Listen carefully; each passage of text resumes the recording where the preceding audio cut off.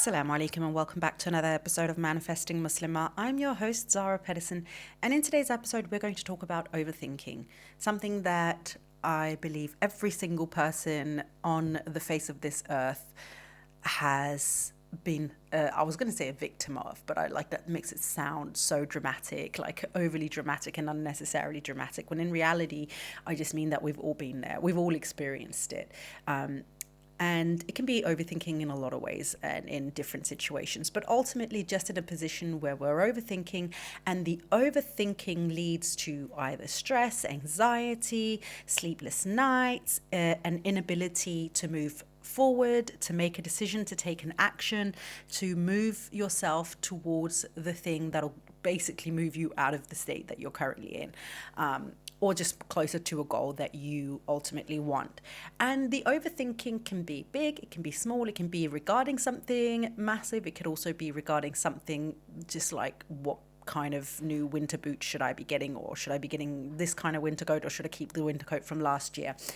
And either way, the overthinking actually stems in the same thing. Very, very quickly before I continue, because it just happened, I don't know if you heard it, but my dog Twinkle today is, I don't know, she's in a mood and she keeps whining. She's perfectly fine. But I just adopted a kitten from the street because he's blind. And I've just taken him home, and she's gone into a bit of a mothering mode, which is absolutely adorable. It is so cute watching her. You know, she's a deaf dog and he's a blind kitten, and they have bonded so incredibly. And they're like mother and son, and it's the most adorable thing to watch, and my heart absolutely breaks every time they're together. And it's kind of, you know, set in motion within her, like this mothering instinct, which is absolutely beautiful to watch. But it's also created a little bit of a crazy side to her. I don't know, like, 'cause she's obviously like trying to protect him. I also have my other dog who's male and blind as well, and he's not as patient as she is. So she, you know, she has her little moments, and today she's having a day. And so if you can hear her whining in the background or something, I do apologize, but she's, as I said, she's just going through her postpartum, even though she didn't. Even I make myself laugh. I don't care if that triggers you or upsets you or makes it annoying, but it does. Anyway, even though she didn't give birth to him, she genuinely believes she did, and she's going through some postpartum emotions, and that's okay too. We're here for it. And so let's just grant her a little bit of grace and patience in these days as she's just getting used to this new life of hers as a mother. Okay. So that was my disclaimer today. So let's get on to the topic at hand. So as I was saying, regardless of whether or not the overthinking is about something that is huge and major, or something that is not as major, but you're still using a lot of time overthinking about the decision, what it ultimately stems in both of those scenarios is a lack of trust. Trust doesn't exist in the decision, and this is where the overthinking comes in, because we don't trust the decision that we're about to make, or we don't trust that we're about to make the right decision.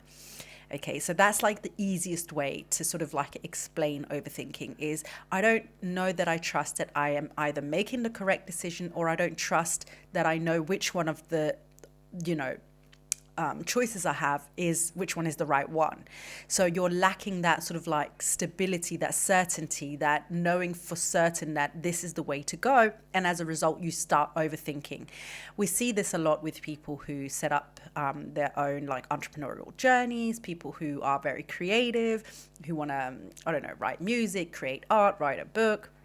And instead of doing the thing, I do it myself, by the way, all the time. And I'll explain this to you as well. I'll give the example to you in a little bit. But ultimately what it stems in is not trusting that you're going to put out the right thing, that you're going to write the right thing, produce the right thing, spend several hours creating a piece of art and it being the right thing, or it coming out the way that you want it to, because there's a part of you that like really wants to live up to like a certain expectation that you have of yourself, of your art, or what it is that you're producing, or other people have of it as well.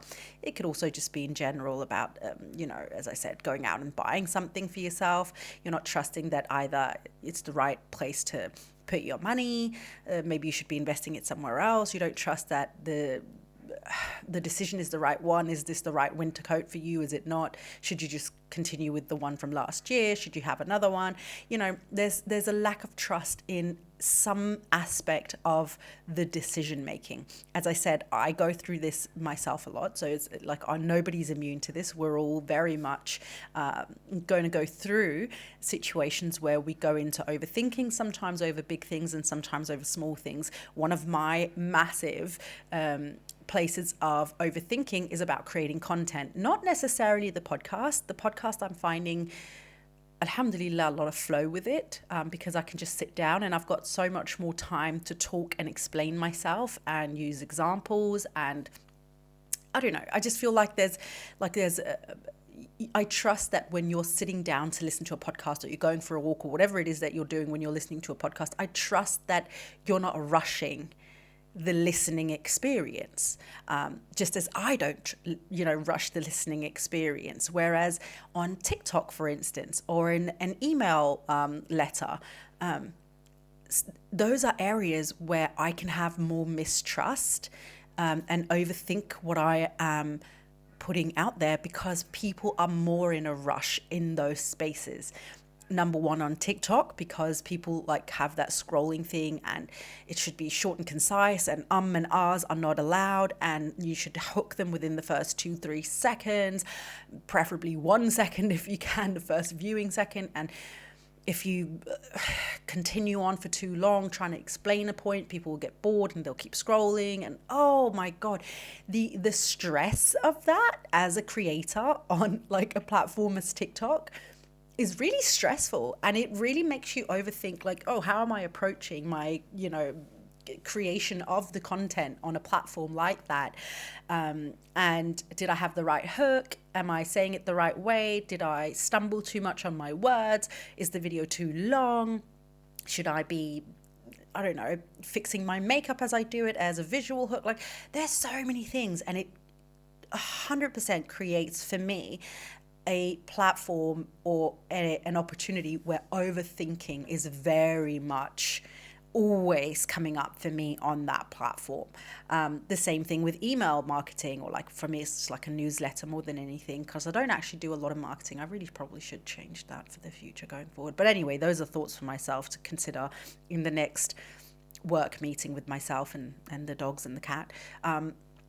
But same thing with email marketing is, do people read it? Are they going to open the email? I put a lot of effort into writing it. I love it. I enjoy writing it. And once I write, I'm in the flow and I'm just yeah, this is amazing. But then there's also the overthinking of is this what people want to read? Are they really going to because the email is usually something that's, feels work related. So you want to make sure that it feels like a bit of a breath of fresh air in their emails, in their inbox. You want to make sure that they read it. Am I writing too much? Am I not writing enough? Have I got enough examples? Did I explain myself properly? So a lot of that overthinking also comes to me when I do my own email newsletters that come out every Friday, except last Friday, because honestly, I forgot. Yeah, I know. That's really bad. I know. Inshallah, tomorrow there'll be another one coming. But so yeah, that's just basically to say, for me, that comes as well. A lot of overthinking in those areas. And those are just a couple of the areas that I personally struggle quite a bit with when it comes to overthinking. And I will use that as an example in what I will also remind myself and you of is the solution, because a lot of people will be well, what's the solution to overthinking? Well, that's just going to be taking an action. And that's not necessarily the solution to overthinking. The solution to overthinking is not just doing. Because if you're just doing in a place of mistrust, or in a position where you lack trust, your action is not going to be genuine.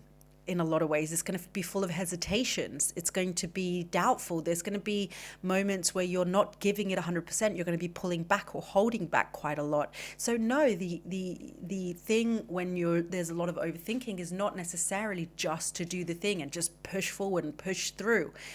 In reality, what you need to do is place trust in the decision. And this is where I'm going to say something that's going to be both the most simple thing that you've ever heard, but also one of the things that can be difficult to do to begin with. Like without practice, it can be difficult, but then it'll become easier the more you do it. Because where are you going to place this trust? Where do you place the trust, right? Well, I'm going to tell you where. You place that in Allah subhanahu wa ta'ala. That's where you place the trust. And in time, you'll understand that by placing the trust in Allah, it kind of trickles down to placing your trust in yourself as a result of trusting Allah. And from that position, you're standing very powerfully in moments where decisions have to be made. When you are in a position where you have to figure out if you're going to do this thing or that thing, or which direction to take something, or what action to take next, it'll be less about overthinking and more about doing from a position of trust. So the overthinking will become less and less and less and less. So let's talk a little bit about this, because I think we can probably, all of us, kind of understand what I mean when I just say place your trust in Allah. But I'm going to explain it anyway, because I also understand that it can be like it's kind of, let's just go, like, I don't even know what the word I'm looking for, but like it's a little bit further out there, right? Again, it's a little bit more, it's spiritual, right? It's a more of a spiritual trust. And it lacks that practicalness of like, just do something, you know? And so that can be a little bit more of an element to sort of like make us feel like, but how, what do you mean, right? So what do I mean when I say put your trust in Allah? Well, putting my trust in Allah, and for you to put your trust in Allah, means that you trust that regardless of the decisions that you're making, that Allah is guiding you. Trusting that regardless of the decisions that you're making, whatever will find you or is meant for you will find you. I apologize. Whatever is meant for you will find you. Trusting that Allah is your safety net, that if you fall, He will catch you. Trusting that Allah will not let harm come your way if it's never meant to find you. Trusting that whatever comes your way, even if it doesn't feel like it's the right thing, or if it's something that we perceive as something bad or negative in our world, that Allah has allowed it to be, and for that reason, it has a reason and a purpose, and it was always meant to happen to you. That is what the trust means. It means that regardless of what happens in your life, regardless of the decisions that you're making, Allah has allowed for it to happen. Nothing in this world happens without the permission of Allah. So if you make a decision, trust that if it is the decision that is meant to be made, that is why you've made it. And if something happens as a result of it, it was because it was always meant to happen. And that Allah allowed for it to happen. So when we're thinking of like a decision of it being wrong or right, and we take a step and then it leads to, I don't know, us losing a lot of money, that was always meant to happen. If we take a decision and that leads to the dissolvement of a marriage, that was always meant to happen. If we make a decision and it leads to us becoming homeless, that was always meant to happen. Yeah, I'm using some really scary examples, and I'm using really scary examples for a reason, because I want you to understand that if those things were always meant to happen, then it doesn't matter what decisions you're going to make. You are always going to face it, because you cannot outrun your destiny. What is meant for you will always find you. So if that is a road that Allah has decided for you to travel down to learn a specific lesson, then you will always meet that destiny. Okay, so this can be a little bit difficult for us to understand, because we're like, well, how can I make sure that that doesn't happen? How can I make sure that that doesn't happen? And here's where it becomes, where we talk into like quantum physics and things like that I don't, and well, Islam and spirituality rather than quantum physics, I suppose, because this is where I can only explain it in my, layman terms, and definitely not a physician's term. Physician, is that what it is? Yeah, I don't know, whatever, I don't even know the word of it. But I can only explain it the way that I can understand it in my very simple terms, which is that at any moment Allah can change our qadr depending on the du'as that we make and the actions that we take, our intentions, and whether or not Allah is pleased with us. So of course, if you want to avoid certain things to happen, there is a chance that you can avoid those things to happen by being a good servant of Allah and being pleasing to Him and making the dua for certain things not to happen. But there are still certain things that Allah will have written for us that we simply cannot evade, that he's like, no, but you have to go through this, because in that journey, in that experience, you move closer to me, or in that experience, you learn a valuable lesson that's going to X, Y, and Z. And so we can change things within limitations based on ourselves, our actions, and whether or not Allah is pleased with us. But ultimately, even then, even after that, Allah will still know everything that has to happen with you. Allah still has the next qadr lined up for you. Allah already knows the decision you're going to make, right? He already knows what dua you're going to make. These are not new things. When you're sitting down to make a dua, it is not a new dua Allah's never heard. He's never like, wow, where did that come from? He's the one who planted it there, because he knows how he wants it to go down for you. And that's where the trust has to come, that he also trusts you to make the decisions that'll get you to the point that you have to get to. So if you sit down and you want to make a decision about something and you're like, oh, I don't know which decisions to make, go with the intuitive one, the one that you feel most drawn towards and called towards, that is not influenced by society and other people and trying to keep up with the Joneses and whatever, but the one that genuinely feels like this feels right, even if it's not always logical, because that is usually the one that Allah has kind of like put inside you. It doesn't feel logical, but it feels right. And so that's usually the God-led one, the one that Allah is kind of pointing you towards and is like, hey, to do this thing. And then trust that regardless of what happens on that journey, that it is because of Allah that it is there. Allah has allowed for it to happen, given permission for it to be, and as a result, you're experiencing it. And instead of fighting it, which a lot of us do, we're saying, well, I don't want to risk failure. I don't want to risk, losing a lot of money, not being friends with these people, whatever. We're trying to avoid certain things that are unavoidable. And what we're essentially doing is just pressing pause or making it happen through in other ways, because of course, as I said, if it's meant for you, it'll always find you, right? So by you not making that decision, Allah is going to introduce another way for the same lesson to come through. So you're not going to be able to evade it, but you can make it more difficult for yourself. Instead of just kind of walking in full faith and trust in Allah, you can just kind of get blindsided by it in a lot of ways, right?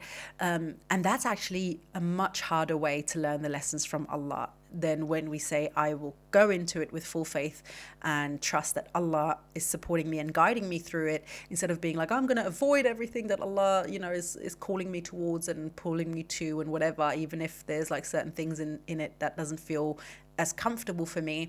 And as a result, Allah is like, you're not going to run away from this. It's coming for you, but then it comes from a different angle that you didn't expect and weren't ready for, and it kind of blindsides you and kind of sweeps you off your feet in a very uncomfortable way that makes you question pretty much everything, down to whether or not Allah actually loves you. We've all been there. Well, I don't know if all of us, but a lot of us have been there. I've been there a few times. I know a lot of you have been there before, where you're like, I was so blindsided, I didn't know what happened, and it really made me question Allah's love for me and support for me, because how could he do that to me? And in reality, it was because you didn't just take action in that full trust in Allah and say, well, whatever is going to come, I'm not going to be able to outrun it. What I can do is take steps in faith and in trust in Allah. And even when it can feel uncomfortable to my human self in this dunya, my higher self, the higher part of my nafs, knows that this was always meant to happen. And so even though it feels uncomfortable, I will still lean on Allah through those difficult times, and move to Allah through those difficult times. Sorry, I just kind of knocked the table there a little bit. So how does this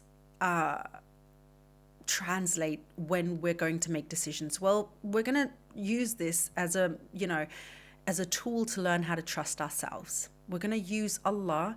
That sounds so weird to say that way, so maybe that's the wrong phrasing, but like, I'm going to say it anyway, and then just know and believe that I don't mean it as verbally as it is, but like, use Allah as the tool to learn to trust yourself. Okay, I don't know why it just feels really weird to call Allah a tool, like not a tool in that way. Oh my God, astaghfirullah. Now I'm just kind of talking myself even further into something here. So use Allah as that tool, that thing, that element that you can use to leverage trust in yourself when you're making decisions. Trust that Allah already knows that what is going to happen and that he's guiding you to it. And that if he inspired you to dream of something or want something or desire something strongly enough, it's because he wants you to have it, or he wants you to work towards it because there's a lesson in there for you. So take those steps in that trust in Allah, and trust that the decision has already been made and the desire has been placed within you because Allah wanted it to. And when you're making the decisions, don't just be like, I need validation, I need validation. The validation has already been given. The validation has been given by Allah, by him giving you this desire, this dream, right? And the validation itself is there. What you need is to lean on Allah, say, if Allah trusts that I can take this, then I will take it, because Allah has created me and Allah doesn't make mistakes. So Allah didn't just like randomly plot it into me by mistake. He meant it for me, and as a result I can trust myself with it because Allah trusts me with it. Do you see what I mean? I know that was a little bit of a random way of saying it, but ultimately if Allah trusts me with this decision and gives me this decision, then I can trust myself with it, because the ultimate trust and the ultimate validation has been given to me not by other people and what they're thinking and logical thinking or whatever, but because Allah gave me that validation.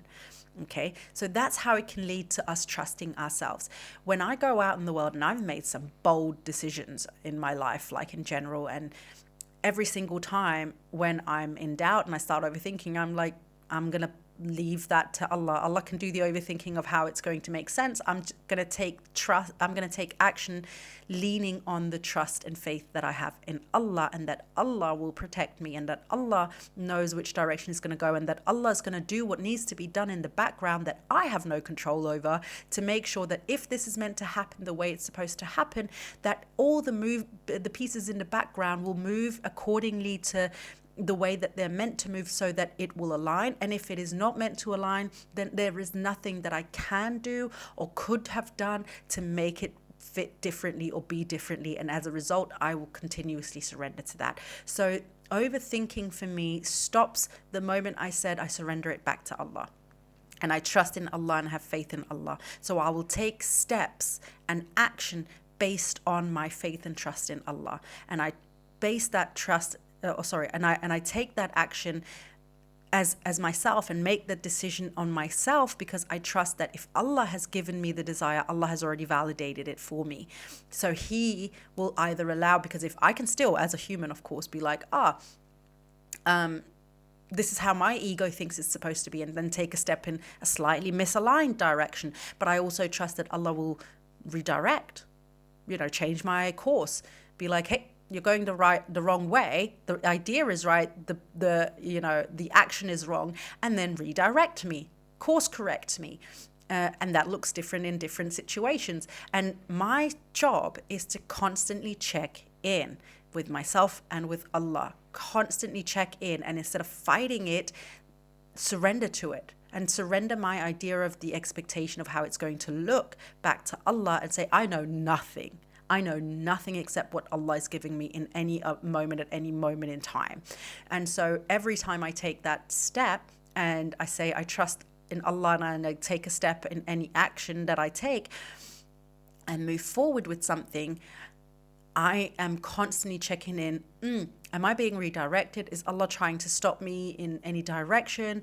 Is this happening? Is it not happening? Is Allah pushing me more towards one thing rather than another? Is doors opening in one way? Constantly taking stock, checking around myself, checking myself within my intuition. Am I being guided by, this spiritual guidance of Allah and the angels, or am I allowing other people to guide me? And am I being influenced by societal pressures, traditions, culture, whatever it might be? That is my job. That is my job, to constantly check in. And do they not reflect upon themselves? I have time and again referenced that ayah in the Quran, and I continuously forget to check where it is in the Quran, but it has stuck in my mind since the first moment I read it. And do they not reflect upon themselves? Because that is our job. That is our job. The more we reflect upon ourselves, the closer we move towards God. The more we push ourselves away, the further from God we are, because God doesn't speak to us in everywhere else. Allah will speak to us best, like, not that he can't, because of course he can, and he does sometimes, but Allah speaks to us clearest. I think that's a word, is through the intuition. It's that calling that we can't describe and nobody really has been able to put their finger on, but it's a knowing. And that's coming from Allah. That is not from science. That is not from medicine. That is not from social media. That is not from anything outside of Allah. And that is where we truly know. And when we reflect upon ourselves and when we sit with ourselves and we sit with our thoughts and we sit with Allah and ourselves in reflection of Allah, or whatever it's called, I feel like that's the word, in reflection of Allah. When we see ourselves as a reflection of Allah, that sounds wrong. Astaghfirullah, that sounds very wrong. That's not what I mean. As creations of Allah, perfect creations of Allah, because Allah has created us and Allah makes no mistakes. I think that's the way I want to describe it. As these perfect creatures and creations of Allah, then it becomes easier for us to take stock and listen and make moves guided by that intuition, that drive, that call, that pushing, that momentum that Allah is trying to create within us. We all have it.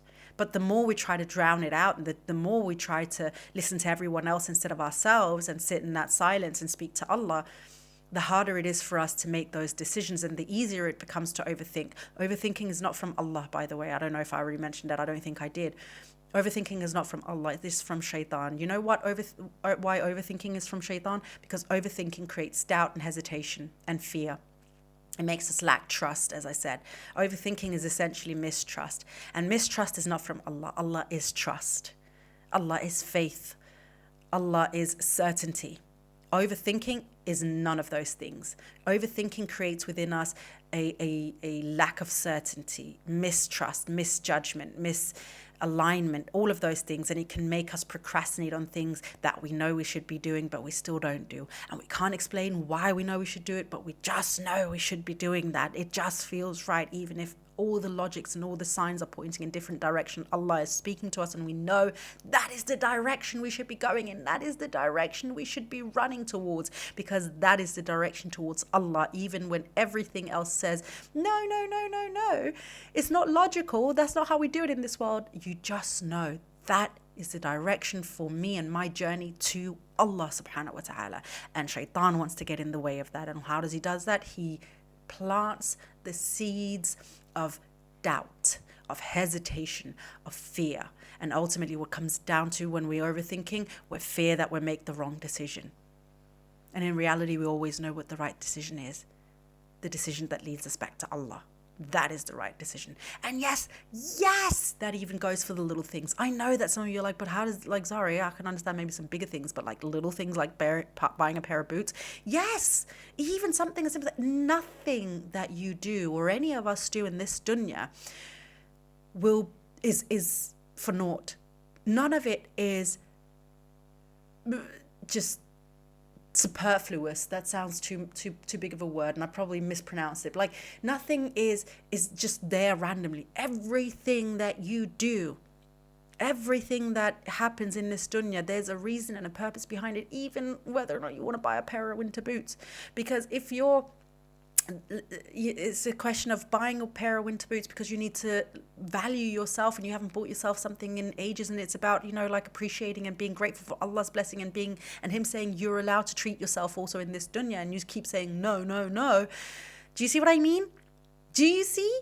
Sometimes it's like, no, buy that pair of winter boots because it's to show Allah, thank you. I've been wearing the worn out boots, for seasons now, and they don't have the insulation the way they once upon a time had. And so I'm grateful that Allah has given me the means to be able to go out and buy another pair of winter boots. That's gratitude. That is gratitude. Gratitude is also buying things. That is showing Allah that you're grateful for the way that he has blessed your life, sometimes with material things. You see? Even the littlest things can be an act of worship if your whole life is centered around Allah subhanahu wa ta'ala. And everything in your life should be centered around Allah subhanahu wa ta'ala. Which means that even the little decisions that you're overthinking, take it back to Allah subhanahu wa ta'ala. Take it back to Allah, because that is what it ultimately comes down to. And as I said somewhere at the beginning of this episode, or midway through I don't know, somewhere, by you leaning on Allah, you learn how to lean on yourself. You learn how to trust your decisions more, because they're not based in you and your understanding of this world or your previous experiences or anything like that. They're based on the eternal knowing, the limitless knowing, the ever knowing.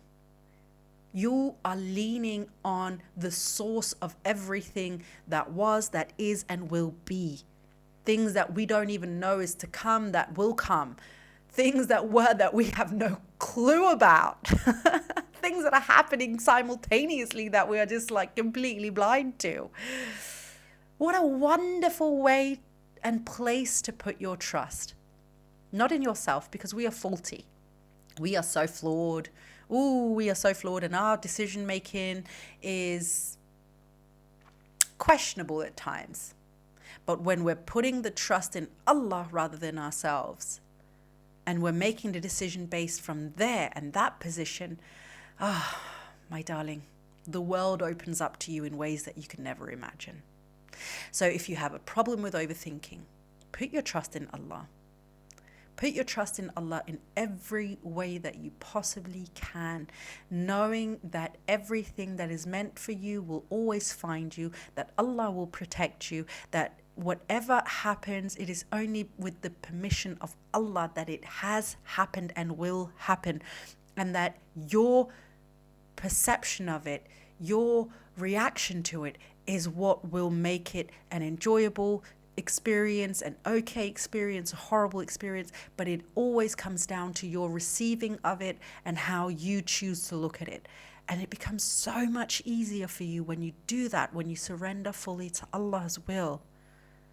The things that you can't control, which, let's be so for real, is basically everything. You can't control nothing, neither can I. Oh gosh. All right, my darling.